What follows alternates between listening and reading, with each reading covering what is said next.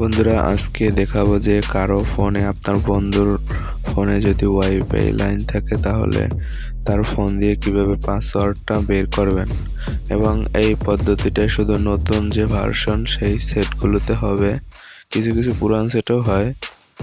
তো সেটা বের করা খুবই সিম্পল। সাথে আছি নাইম, আপনারা দেখছেন L.B.YouTube। তো চলুন আমরা ভিডিওটি না টেনে লাস্ট পর্যন্ত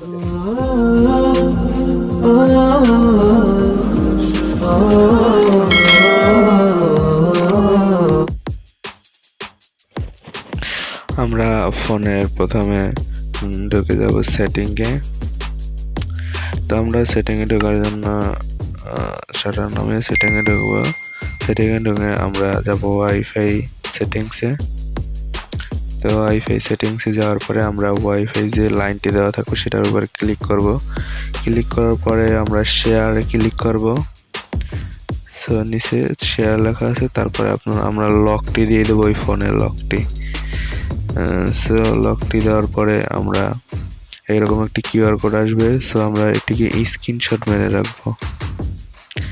স্ক্রিনশট মারলে হবে, বা আপনার ফোন দিয়ে আপনি ছবি তুলে নিতে পারেন, বা আপনার ফোনে ওয়াইফাই সেটিংসে ঢুকে স্ক্যান লেখা আছে ওইটাই ঢুকতে পারেন। তারপরে আপনি যদি না থাকে তাহলে আপনি একটি কিউআর কোড অ্যাপস নামাবেন।